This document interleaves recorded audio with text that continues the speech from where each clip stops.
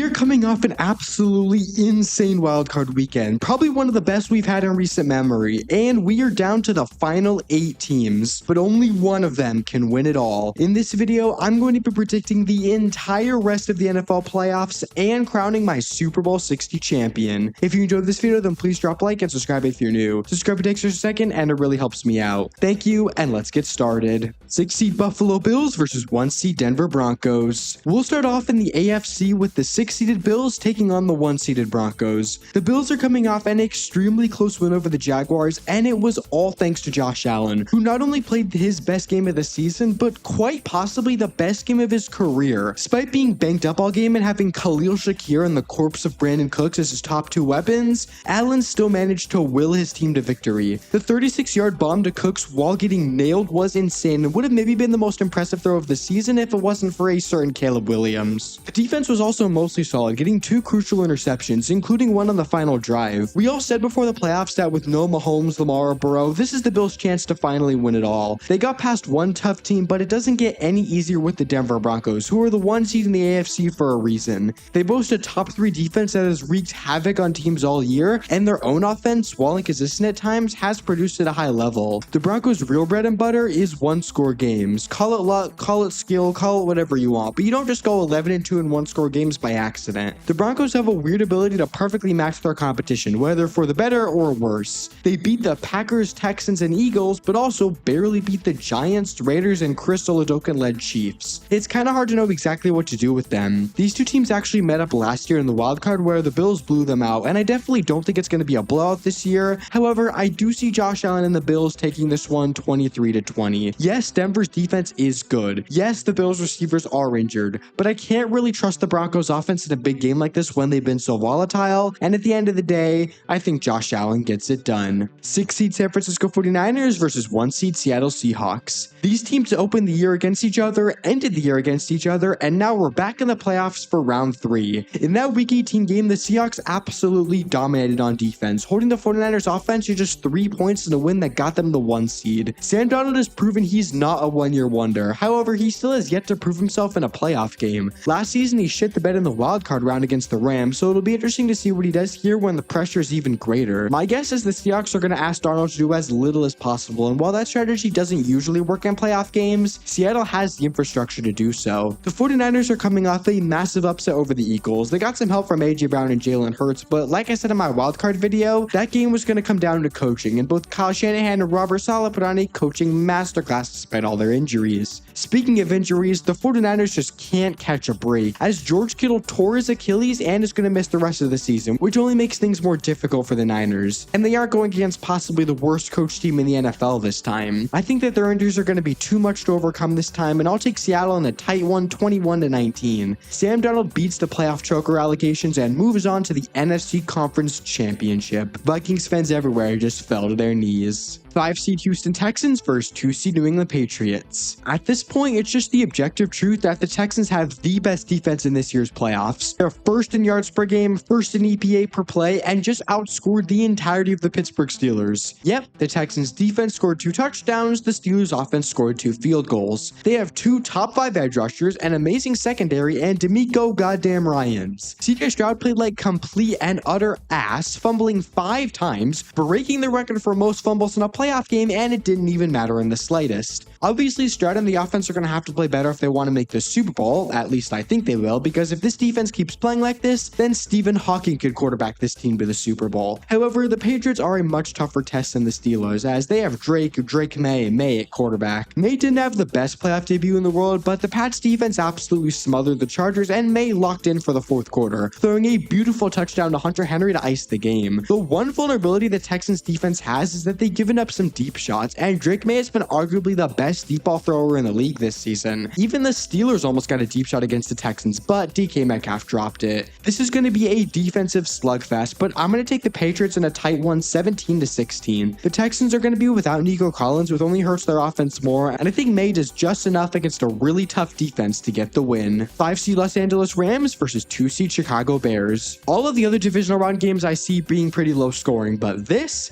is going to be a fun one. Both of these teams are coming off absolutely insane wins in the wildcard round, but none was more insane than the Bears. They were down 21-3 at halftime and down 21-6 entering the fourth quarter, but managed to score 25 points in that fourth quarter to come back and get the win. Comeback Caleb did it again. He hadn't been playing amazing up until the fourth, but made some absolutely ridiculous throws, including a fourth down deep shot to Roma Odunze that, in my opinion, was the best throw not just of the week, but of the entire season. Colston Loveland also had a fantastic game, and this Bears team is legit. They're no longer the Bears of old, but the Rams are not going to be an easy opponent. It never is when playing Matthew Stafford. They got a close one over the Panthers, and while it does look kind of bad that they barely beat an 8-9 team, that Panthers team played really well, and when it mattered, Stafford locked in and played like an MVP. Plus, if it wasn't for some special teams mistakes and a Puka Nacua drop touchdown, that could have been a much different game. It is going to be cold in Chicago, but I doubt that affects Stafford too much. Last season in the snow, he threw for 324 yards and 2 touchdowns and a narrow loss to the Super Bowl champion Eagles. Like I said, it's going to be a fun one, but I'm going to take the Rams 30-27. Stafford and Sean McVay have way more playoff experience than this Bears team, which does matter, and this Bears defense has been one that relies on takeaways, and the Rams were bottom 5 in total giveaways this season. I think Stafford puts on a clinic, sending the Bears home and advancing the Rams back into the NFC Championship. So here's my predicted playoff bracket after the divisional round. In the AFC, I have the Bills taking on the Patriots, and in the NFC, I have the Rams taking on the Seahawks. So let's get going with my conference championship predictions. 6-seed Buffalo Bills versus 2-seed New England Patriots. Both of my predicted conference championship games are divisional games, and starting in the AFC, we've got the Bills and Patriots, who split in the regular season, and now it's time for round 3 to decide it all. The Pats beat the Bills way back in week 5, which I would argue was Drake May's true breakout performance, and the Bills took their revenge in the most recent matchup in week 15, where Buffalo climbed out of a 21-point deficit to get the win. Both of these teams are so evenly matched. They're right next to each other in EPA per play on both offense and defense. It's last year's MVP versus this year's potential MVP. It's the longtime playoff veterans versus the rising newcomers. Will Josh Allen finally overcome his playoff foes and advance to his first ever Super Bowl, or will Drake May kickstart the new Patriots dynasty by advancing them to the bowl? It really is anyone's game, but in the end, I'm going to put my faith in Josh Allen and the Bills to move on 27-23. There is no better opportunity than now for Allen. He's shown in both seasons past and this year that no matter who his weapons are, no matter how banged up he is, he can carry the Bills to victory. The Patriots had a great run, but I think it ends here. 5-seed Los Angeles Rams versus 1-seed Seattle Seahawks. Just like in the AFC, my predicted NFC Championship features 2 divisional opponents that split in the regular season. The Rams beat the Seahawks in their first matchup back in week 11, where Sam Darnold had by far his worst game of the season, throwing 4 interceptions. However, Seattle got revenge in week 16, beating the Rams in what may have been the game of the year. However, Darnold has notoriously struggled against the Rams, even going back to last year's season where he was awful in the Vikings wildcard loss. 6 out of Darnold's 14 interceptions this season have come against the Rams, and he's going to need to play like he did in the fourth quarter of that second Rams game, rather than how he played in basically every other time against them. Just like the Bills and the Patriots, these two teams are very evenly matched. The Seahawks obviously have a defense that's going to make things tough, but so do the Rams. The Seahawks have playmakers everywhere on offense, but so do the Rams. The Seahawks have a QB that's shown he's capable of playing at an elite level, but so do the Rams. The Seahawks do have home field advantage, but the Rams have more playoff experience. Once again, this game could go either way, but I am going to take Los Angeles 28-27. I simply can't trust Darnold to outplay Stafford in a big game like this when Darnold has shown he can't consistently play in big games and hasn't shown he can consistently play against the Rams. So in the end, Los Angeles moves on to their second Super Bowl of the decade. So with that, my predicted Super Bowl matchup is set. The 6-seed Buffalo Bills from the AFC and the 5-seed Los Angeles Rams from the NFC. It's no doubt that the Rams have a more well-rounded roster. They've got an elite QB, incredible pass catchers, and a great defense. But the Bills have Josh Allen and have a huge matchup advantage over the Rams, and that's in the run game. The Bills have the most potent rushing attack in the entire NFL. They're first in rush yards per game, second in rush yards per play, second in EPA per rush, third in success rate, and second in stuffed rate. They're the only team in the top 3 for all those metrics, and on the other side, the one true weakness the Rams have is run defense. It's not bad, but it is very average. They're 12th in rush yards allowed per game, 14th in rush yards per play, and 14th in EPA per rush. That's going to be the key for the Bills, to run all over the Rams. On the flip side, the Rams have the most potent passing attack in the league. They're top 3 in basically every metric that matters: pass yards per game, EPA per pass, etc. etc. If they can get the passing going against the Bills defense that has sucked in the playoffs in recent years, then they'll cruise to a victory. Both of these teams are hungry. The Bills may never have an opportunity where all the top AFC QBs aren't in the playoffs, and the Rams only have so long before Stafford either retires or just can't play at this elite level anymore. But in the end, I'm going to ride with my preseason Super Bowl prediction. I'm going to ride with Josh Allen. I'm going to ride with the Buffalo Bills to win Super Bowl 60, 33-31. They just match up so well with the Rams when it comes to their run game, and if they can get it going, which I think they can, that'll keep Stafford off the field, keep the Rams defense tired, and ultimately lead to the Buffalo Bills, after 4 failed attempts, winning their first Super Bowl in franchise history. But that's it. Those are my 2025-2026 playoff predictions and Super Bowl champion. Where do you agree? Where do you disagree? Comment below. Thank you guys so much for another great season of NFL predictions. I really appreciate each and every one of you. That being said, if you enjoyed this video, then please drop a like and subscribe if you're new, and that's it for me. See ya.